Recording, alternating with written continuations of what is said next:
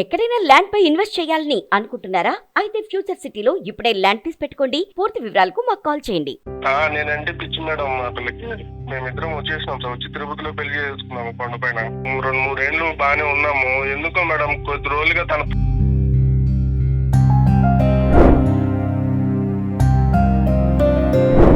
అంటే ప్రతిరోజు జరుగుతుందంటండి.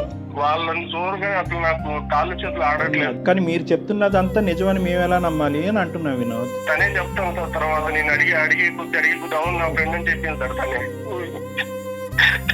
బాధపడకండి. మా ఇద్దరి పర్సనల్ లైఫ్ లో జరిగే విషయాలన్నీ మీకెందుకు షేర్ చేయాలి సార్? నేను ఈ సందిగ్ధ పరిస్థితుల నుంచి మిమ్మల్ని ఇద్దరిని బయటకు లాగటానికి స్నేహితులు లేరు, కుటుంబ సభ్యులు లేరు. ఎవరికెళ్ళి చెప్పుకుంటారు మీరు? అమ్మ, ఏదైనా సమస్య ఉన్నప్పుడు పరిష్కరించుకోవాలి కదా లాస్య. మీరు చదువుకున్న వాళ్ళు, కళ్యాణ్ చక్రవర్తి గారు ఉన్నారు అని చెప్పి తను ట్రస్ట్ చేసి మా దాకా వచ్చారు. ఫైనల్ గా నువ్వే అప్రిషియేట్ చేస్తావు చూడమ్మా. అది నేను ఏ ఫ్రెండ్షిప్ చేస్తే నీకెందుకు వచ్చింది కాదా? నీ మొగుని కదా నేను అడగకూడదు. నాకు హక్కు లేదు. నాకు అది కదమ్మా, ఫ్రెండ్ అయితే కనుక మీ హస్బెండ్ కూడా ఫ్రెండ్ చెయ్యమ్మా. సార్ అతనికి నాకు మా పేరెంట్స్ ఎంగేజ్మెంట్ చేద్దాం అనుకున్నా. ఇప్పుడు నేను మా మామ మీద నాకు చాలా లవ్ అండ్ కేర్ అఫెక్షన్ చాలా ఉంది ఇప్పుడు. కాబట్టి నేను అప్పుడు అతను ఓకే చేయలేదు. నేను చెప్పాను నాకు ఆల్రెడీ ఉన్నారు, ఇంకా ఆయన చేసుకుంటాను, so that's why I cannot marry you అని చెప్పినప్పుడు we exchange our numbers. You wanted to continue as friends అమ్మా. సో వాట్ ఈస్ లైఫ్ అనేది నాకు దీనితో ఫ్రెండ్షిప్ వల్ల అర్థమైంది. అందుకని నాకు ఫ్రెండ్షిప్ ఇంపార్టెంట్ అయిపోయింది. మీ ఫ్రెండ్ కి మ్యారేజ్ అయిందా, పెళ్లి అయిందా? అయింది. ఎస్. ఏంటమ్మా ఆవిడకి తెలుసా? బయట ఎంతో మంది ఎన్నో పర్సనల్ ఫ్రెండ్షిప్స్ పెట్టుకుంటారు, అన్ని చెప్పి పెట్టుకుంటారా పబ్లిక్ లో. నేను మొగుడు నీకోసం అన్ని వదులుకొని వచ్చినాను కదా. ఉన్నావు, ఏం చేసి పెట్టావు నాకు చెప్పు. ఏం చేసి పెట్టావు నాకు? ఏం కావాలమ్మా నీకు? ఏం కావాలి చెప్పు. నాకు కావాల్సిన లగ్జరీ లైఫ్ నాకు లేదు. ఈ సోకాల్డ్ స్వర్గం ఏదైతే నువ్వు అబ్బాయితో పాటు నువ్వు అనిపిస్తున్నావో ఇది ఎల్లకాలం నిలబడదు. ఎప్పుడు ఉంటామో ఎప్పుడు పోతామో తెలియదు కదా సార్. అందుకని last and final question Lasya, అన్ని వదులుకుని పద్ధతిగా జీవించేటటువంటి ఆలోచన నీకుందా? I don't have interest. You don't have interest in Vinod. Yes. So you have interest in that person. Yes. Vinod, ఇప్పటికైనా మీ ఇద్దరి మధ్యన పిల్ల జల్లా ఎవరు లేరు కాబట్టి ఇప్పటికైనా సంతోషంగా సుఖంగా గుడ్ బై చెప్పేసి ఆ అమ్మాయికి నీ జీవితం ఏంటి అన్నది నువ్వు బతుకు. అందమైన జీవితం కార్యక్రమానికి స్వాగతం. నమస్తే కళ్యాణ్. నమస్తే జగర్. వినోద్ అనే ఒక పర్సన్ మనకి మెయిల్ చేశారండి. పెళ్ళైపోయింది, సుఖంగా వెళ్ళిపోతుంది జీవితం. మళ్ళీ బయట అమ్మాయి కూడా కాదటండి, ఇంట్లో అమ్మాయి, చుట్టాలు. ఏం జరిగిందో అర్థం కావట్లా. నాకు చాలా ఇష్టం అండి నా భార్య అంటే, కానీ నా వల్ల కావట్లేదు. నేను యాక్సెప్ట్ చేయలేకపోతున్నాను, వదిలేయలేకపోతున్నాను. సంథింగ్ ఈజ్ రాంగ్ అని చెప్పి సరే ఒకసారి మీతో మాట్లాడిస్తానని చెప్పాను. తప్పకుండా మేడం, ఒకసారి కాల్ చేద్దామండి.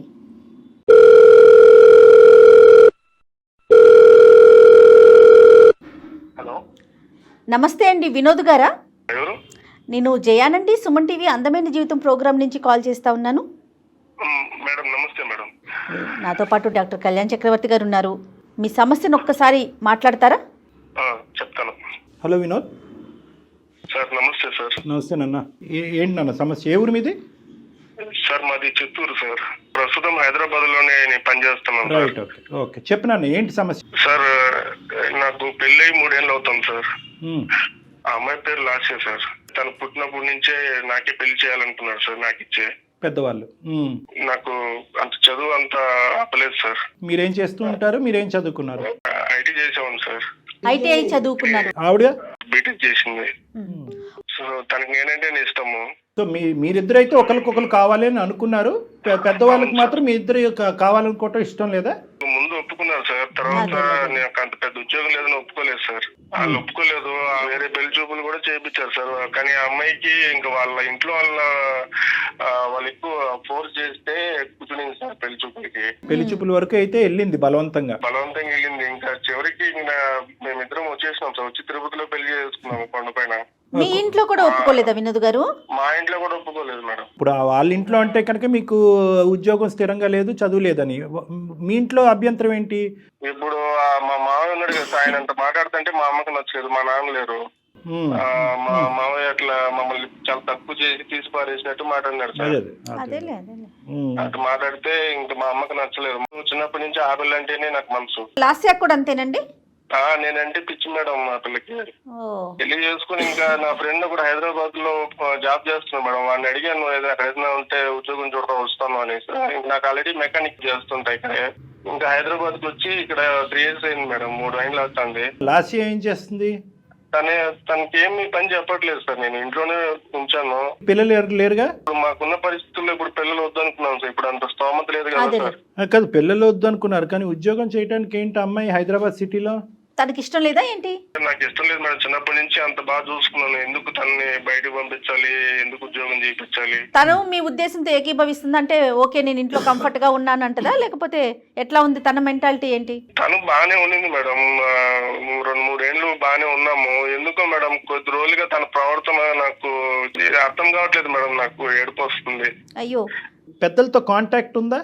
లేదు సార్. కాంటాక్ట్స్ తగ్గిపోయినాయి. నాన్నతోనూ లేదు, మా అమ్మతోనూ లేదు సార్. సో కాంటాక్ట్స్ తగ్గిపోయినాయి అంటే అంత ఇష్టపడి వచ్చినటువంటి ఆడపిల్లకి ఈ రోజు నువ్వంటే ఇష్టం లేకుండా ఉండటం అంటే?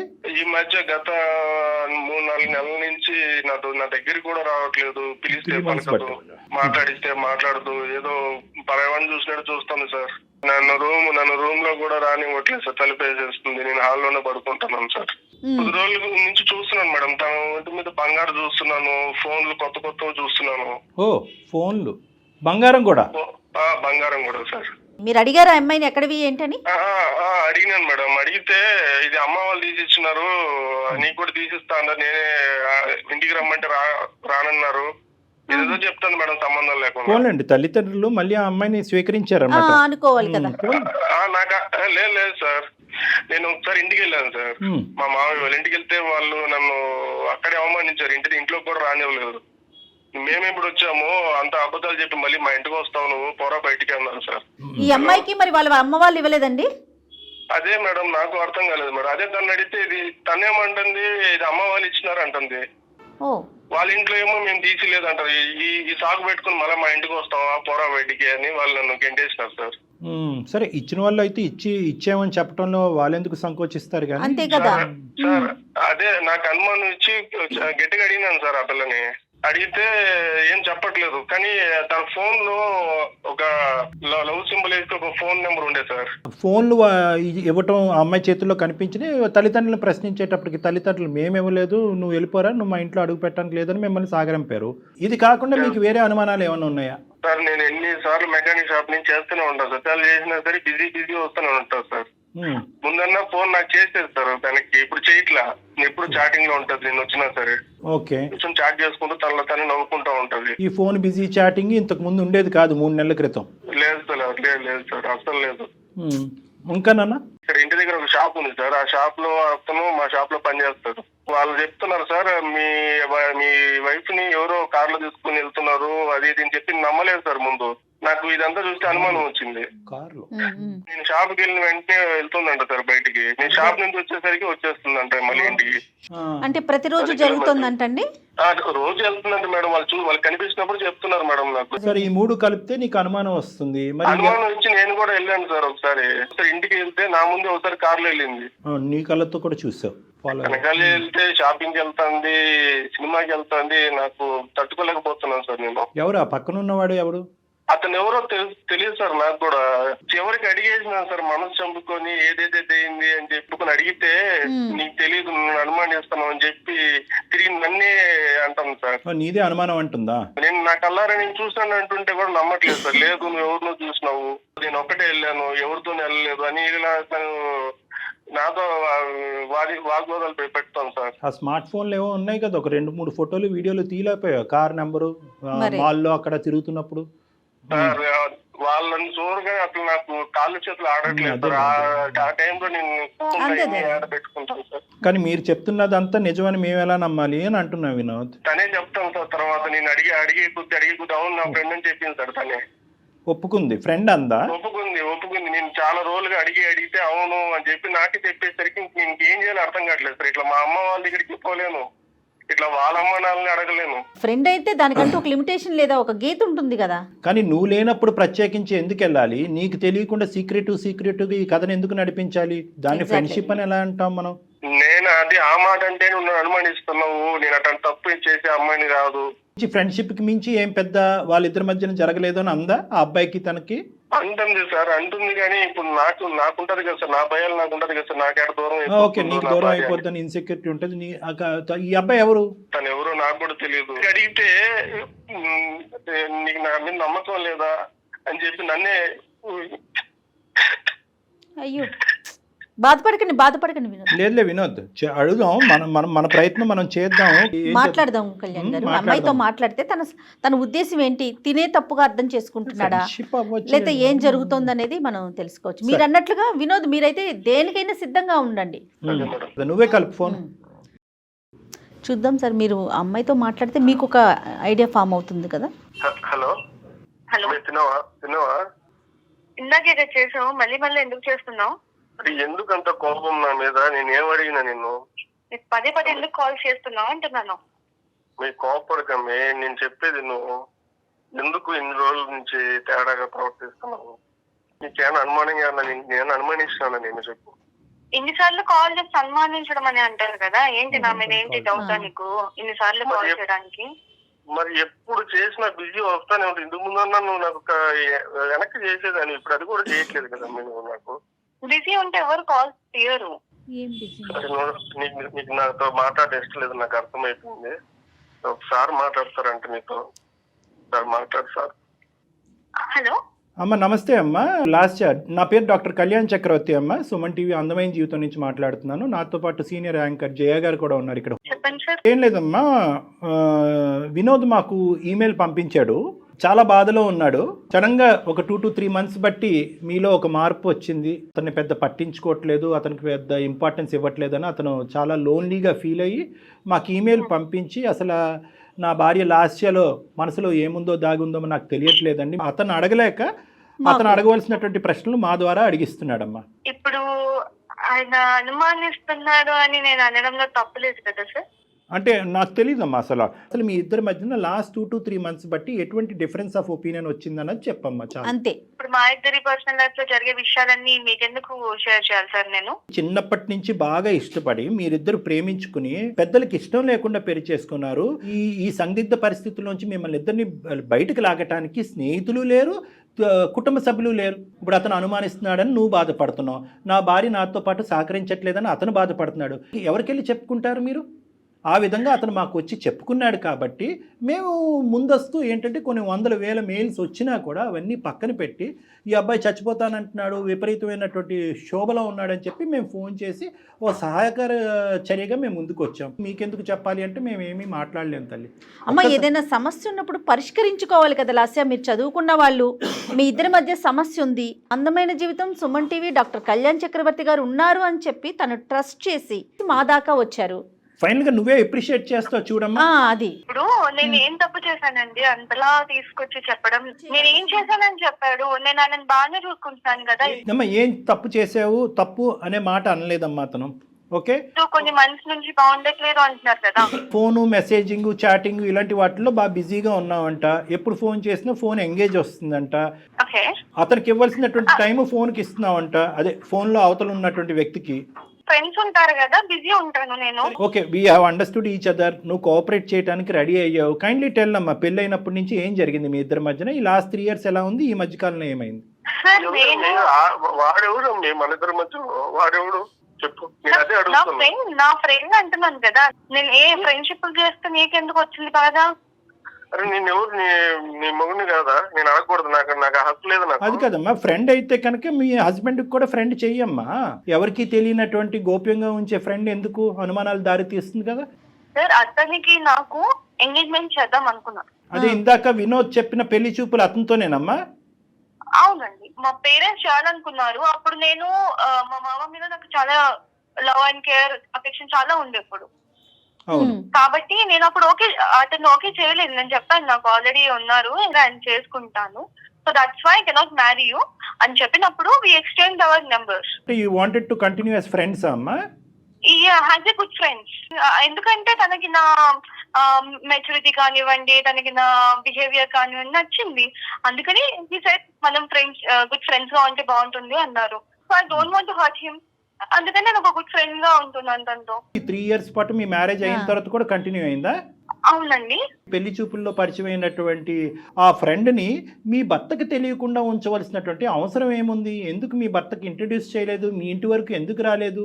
అది నా పర్సనల్ లైఫ్ కదండి. కానీ పెళ్ళయ్యాక నీకు పర్సనల్ ఏంటి తల్లి? పెద్దల్ని కాదనుకుని ముందుకు వచ్చినటువంటి మీ ఇద్దరు పర్సనల్ ఏంటమ్మా? నేనప్పుడు తను ఇష్టపడ్డప్పుడు అవును ఇష్టపడ్డాను. I like him, that's why I got married with. కానీ నా లైఫ్ ఎలా ఉండాలి, ఎలా డిజైన్ చేసుకోవాలి అప్పుడు నాకు తెలియదు. అప్పుడు నాకు తను నచ్చారు కాబట్టి అలా అనుకున్నాను. కానీ వాట్ ఈస్ లైఫ్ అనేది నాకు తనతో ఫ్రెండ్షిప్ వల్ల అర్థమైంది. అందుకని నాకు ఫ్రెండ్షిప్ ఇంపార్టెంట్ అయిపోయింది. మీ ఫ్రెండ్ కి మ్యారేజ్ అయిందా, పెళ్ళి అయిందా? అయింది. ఎస్. అదేంటమ్మా ఆవిడకి తెలుసా? తెలీదండి మాకు. ఇప్పుడు మేము ఇప్పుడు బయట ఎంతో మంది ఎన్నో పర్సనల్ ఫ్రెండ్షిప్స్ పెట్టుకుంటారు, అన్ని చెప్పి పెట్టుకుంటారా పబ్లిక్ లో? పబ్లిక్ కాదమ్మా, మాకు చెప్పమంటలేదమ్మా, మొగుడు పిల్లలకి చెప్పుకోమంటున్నావమ్మా. అది మేము చెప్పుకోవాలనిపిస్తే చెప్పుకుంటాము.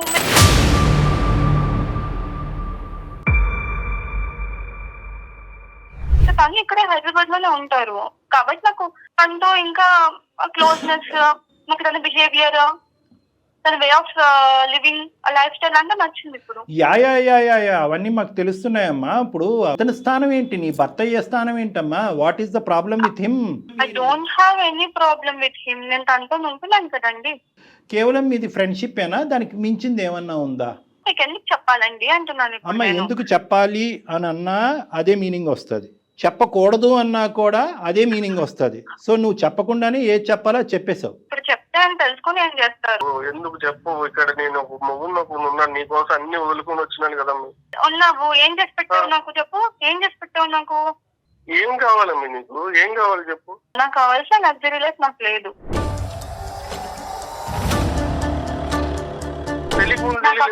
నాకు తెలియదు. అప్పుడు నాకు తెలియదు. ఇల్లు వచ్చేటప్పుడు నాకు తెలియదు. ఇప్పుడు తెలుస్తుంది, నాకు బుద్ధి వచ్చింది. సో అందుకని నా లైఫ్ నేను ఎంజాయ్ చేస్తున్నా. ఏం మాట్లాడాలమ్మా నీతో? నువ్వు కావలసినటువంటి వ్యక్తి గురించి ఫైట్ చేసేసి తిరుపతి కొండ మీదకి వెళ్ళి పెళ్లి చేసుకుని ఈరోజు 3 సంవత్సరాల పాటు ఇరువైపుల కుటుంబాలను వదిలేసి ఇక్కడికి వచ్చి ఉన్నావంటే కనుక ఎంత మెంటల్ స్ట్రెంగ్త్ ఉండాలి మీకు, ఎంత ఇమోషనల్ మెచ్యూరిటీ ఉండాలి అని అనుకున్నాం.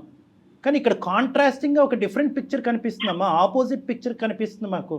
నీలో మెచ్యూరిటీ కాదు కదా, చాలా దిగువ స్థాయి ఇమ్మెచ్యూరిటీ ఉంది, తేలికతనం ఉంది, పెళ్ళి అనేటటువంటి దానికి సంబంధించిన విలువలు తెలియనటువంటి మనస్తత్వం ఉంది, ప్రేమ అంటే అర్థం పర్థం లేదు అన్నట్టు అనిపిస్తుంది.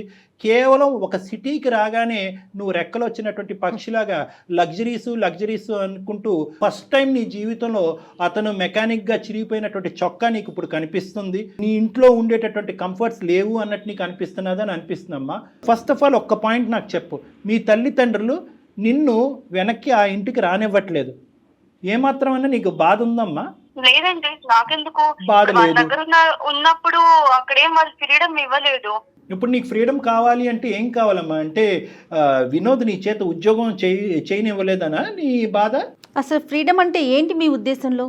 నా లైఫ్ లో నేను ఎలా ఉండాలనుకుంటున్నాను, నా లగ్జరీస్ నేను ఎలా మెయింటైన్ చేయాలనుకుంటున్నాను అలా. నీ లైఫ్ లో నీ లగ్జరీ, నీ లైఫ్ అంటే ఒక పెళ్ళైన ఆడపిల్ల ఇంకొక మగాడితో తిరగటం అమ్మా లగ్జరీ అంటే.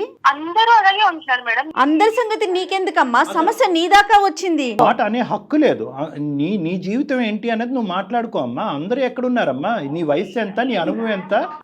నేను మేజర్ కాబట్టి. నువ్వు మేజర్ అయినా కూడా 10 times మైనర్ లో ఉన్నావు నువ్వు. ఇక్కడ ఒకటే పాయింట్, నా జీవితం అనేటటువంటి మాట ఎప్పటి వరకు అంటే కనుక నువ్వు బ్యాచులర్గా ఉన్నంతసేపు, మీ ఊర్లో ఉన్నంతసేపు, మీ అమ్మ నాన్న దగ్గర పెరిగినంతసేపు. పెళ్ళి అయిన తర్వాత మీరిద్దరూ కలిసి ప్రయాణం చేస్తున్న తర్వాత ఇద్దరు టోటల్గా ఒక నమ్మకంతో, ఒక ట్రాన్స్పరెన్స్తో పెరగాలి అనేటటువంటి ఉద్దేశంతోనే పెళ్ళి అనేటటువంటి ఒక బంధం ఏర్పడింది. నా అనే మాటలో మన అనేటటువంటి పదం కూడా రావాలి. నీ భర్తకు తెలియకుండా ఇలా ఈ విధంగా నువ్వు ప్రవర్తించడం అనేటటువంటిది నీకు ఇష్టమేమో కానీ but your bound to answer to him. అతనికి సమాధానం చెప్పవలసినటువంటి రైట్ నీకుంది. ఎందుకంటే నువ్వెంతైతే అతను నమ్ముకుని పారిపోయి వచ్చేసావో అతను కూడా నిన్ను నమ్ముకుని వచ్చేసాడు. నీ తల్లిదండ్రులు ఫస్ట్ నిన్ను ఆపారు, నువ్వు బీటెక్ చదివేవమ్మా, వాడు మెకానిక్ ఐటీఐ మధ్యలో ఆపేశాడు, వద్దు అమ్మ అంటే కనుక నో నాన్న వాడే కావాలి, ఐ వాంట్ హిమ్ అని చెప్పుకుంటూ అతను వెనక తోకలాగా పరిగెట్టుకుని వచ్చావు. అప్పుడే మీ తల్లిదండ్రుల యొక్క మాట విని గుడ్ బై చెప్పి ఉంటే కనుక అతను ఎవడో ఇంకో అమ్మాయిని చేసుకుని హ్యాపీగా ఉండేవాడు. ఈరోజు ఇక్కడ పెద్ద ఫెయిలియర్ ఎవరిదో తెలుసా? నీదే వినోద్.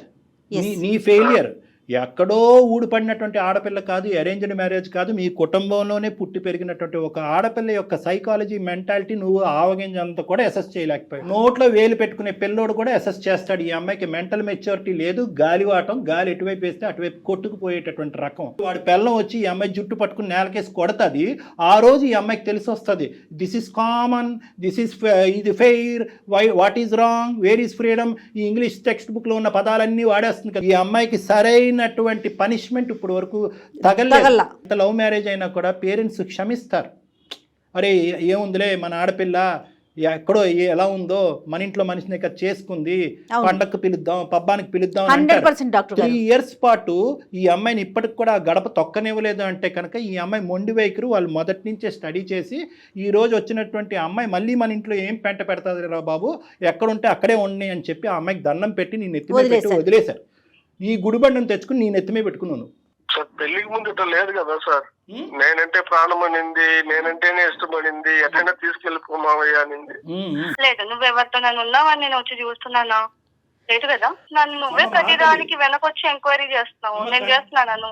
అమ్మ కనిపించేటటువంటి వాటి గురించి మాట్లాడదాం అమ్మ. నువ్వు ఫోన్ చేసినప్పుడు అతను ఫోన్ ఎంగేజ్ రాలేదు, నువ్వు మెసేజ్లు పెట్టినప్పుడు అతను తిరిగి మెసేజ్లు పెడుతున్నాడు, ఏ టైం వచ్చినప్పుడు ఎప్పుడు వెళ్ళినా కూడా ఆ మెకానిక్ షాప్లో స్క్రూలు బిగించుకుంటూ కూర్చున్నాడు.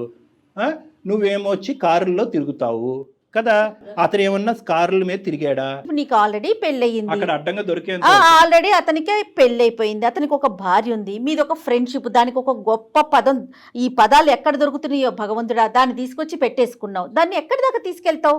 మ్యారేజ్ అనేది ఒక ఆప్షన్ అంతే కదండి. ఇప్పుడు ఎవరికి నచ్చిన వాళ్ళు పెట్టుకుంటారు కదా, అవునా? అదొక ఆప్షన్.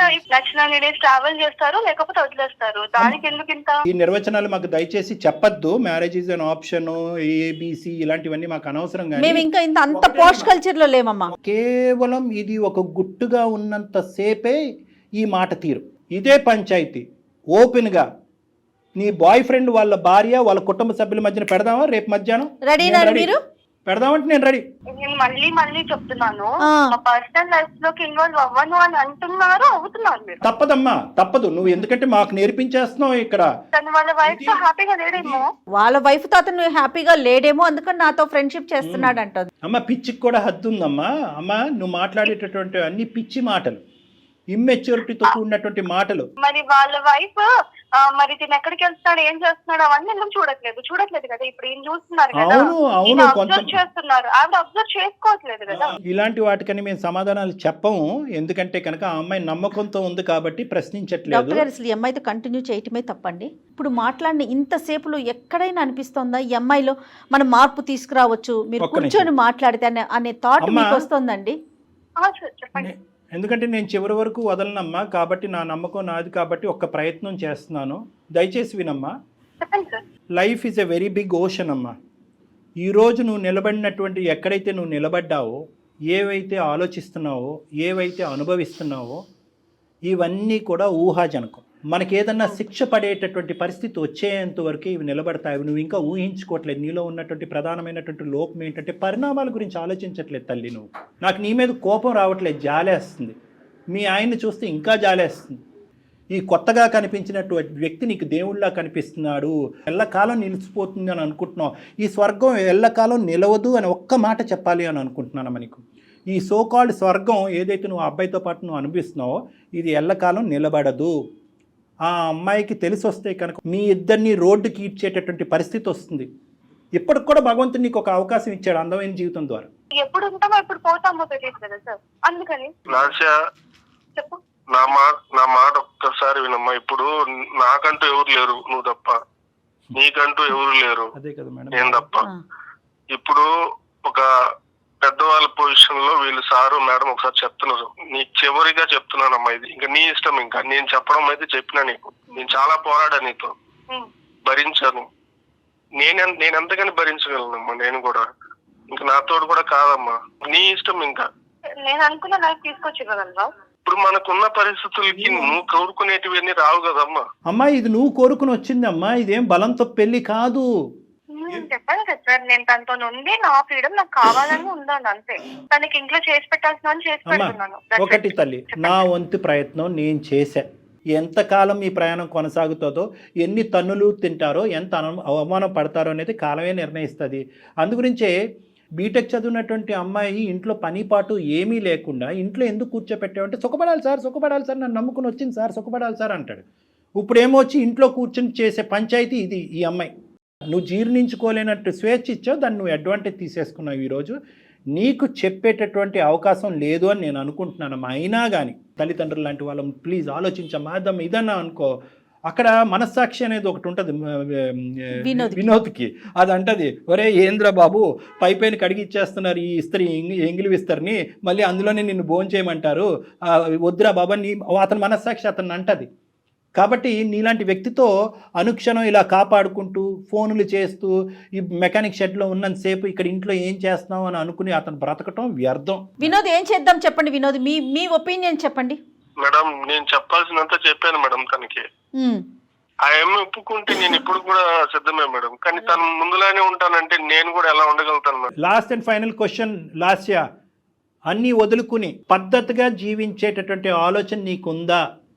ఈ పిచ్చి పిచ్చి పనులన్నీ ఆపేసి అప్పుడే వినోద్ నీతో ప్రయాణం చేస్తాడు, లేదంటే గుడ్ బై అనటానికి రెడీగా ఉన్నాడు. ఏమంటావు? I don't have interest. You don't have interest in this marriage or that person? With Vinod. You don't have interest in Vinod, Yes. So you have interest in that person. Yes. మీ ఇద్దరి మధ్యన ఒక పనికిరాని ఒక అక్రమ సంబంధం డెవలప్ అయ్యింది. పెళ్లి చూపులు కాస్త ఒక అక్రమ సంబంధం కింద బ్యాక్గ్రౌండ్లో కంటిన్యూ అయింది. ఇది మాట్లాడకుండా ఏవేవో మాట్లాడుతున్నావు ఏంటి నువ్వు?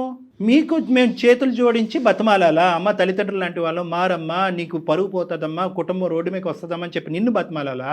బ్రతిమలాడమని నేను చెప్పట్లేదు. వద్దమ్మా, నీకు ఇవ్వాల్సినటువంటి టైం చాలా ఇచ్చాము. వినోద్, ఇటువంటి అమ్మాయిని నువ్వు ఆలోచించకుండా, తెలివితేటలు లేకుండా, అసెస్ చేయకుండా పరిగెట్టుకుంటూ వెళ్ళి పెళ్లి చేసేసుకున్నావు. ఇప్పటికైనా మీ ఇద్దరి మధ్యన పిల్ల జల్లా ఎవరు లేరు కాబట్టి, ఎటువంటి బాధ్యత బరువు లేదు కాబట్టి ఇప్పటికైనా సంతోషంగా సుఖంగా గుడ్ బై చెప్పేసి ఆ అమ్మాయికి నీ జీవితం ఏంటి అన్నది నువ్వు బతుకు. ఆ అమ్మాయి కంటే ఇలా వదలటం, ఎక్కడికక్కడ కట్ చేయటం అలవాటే. అక్కడ తల్లిదండ్రులు కట్ చేసింది, ఇప్పుడు నిన్ను కట్ చేసింది, రేపు ఆడి దగ్గరికి వెళ్తుంది, ఆడిని కట్ చేస్తుంది. డెఫినెట్గా ఈ అమ్మాయి జంపింగ్ జాకులు అంటారు వీళ్ళని.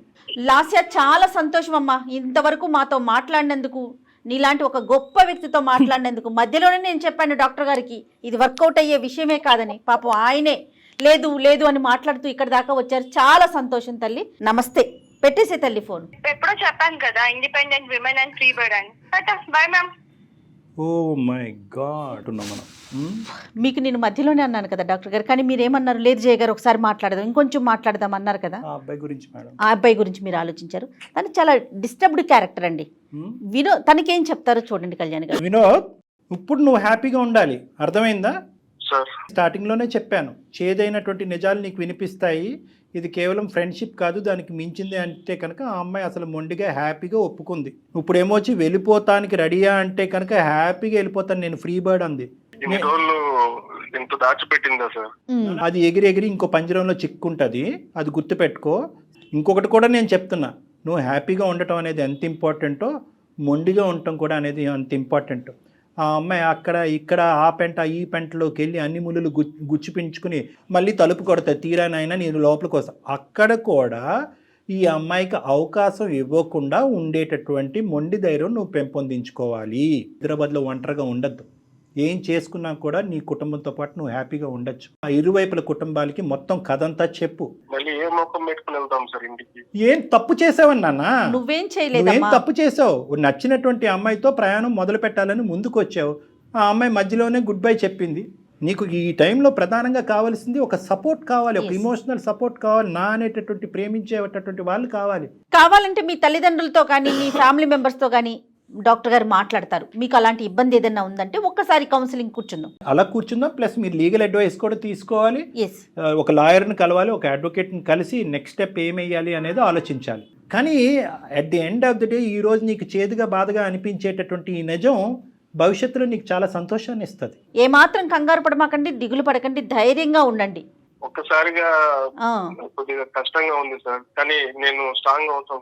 ఓకే నాన్న మోరల్ సపోర్ట్ కి డెఫినెట్ గా మేము ఉంటాం ఎప్పుడు కూడా. Okay, thanks madam. రైట్ నాన్న right. Right thank you. తను యాక్సెప్ట్ చేయలేకపోతున్నాడు అంతే. ఆబ్వియస్లీ మేడం, కొద్ది గొప్ప ఆ అమ్మాయి కౌన్సిల్ చేయడానికి ట్రై చేసింది ఎందుకు అంటే కనుక ఆ అమ్మాయి భవిష్యత్తు గురించి కాదు, ఈ అబ్బాయి భవిష్యత్తు అంతే కదా డాక్టర్ గారు. ఇప్పుడు ఇలాంటి వాళ్ళ జీవితాలు ఇక అలా కంటిన్యూ అవటమేనంటారు, ఎక్కడైనా వెనక్కి వస్తారా? నేను చెప్పాను కదా మేడం ఇందాక, పరిణామాలు ఆలోచించకుండా ముందుకు వెళ్ళిపోయేటటువంటి వాళ్ళు శిక్ష పడినప్పుడు రియలైజ్ అయ్యి గుణపాఠం మళ్ళీ వెంటనే నేర్చుకుని వచ్చేస్తారు. అప్పుడు పడుతుంది అమ్మాయికి, తొందరలో పడుతుంది.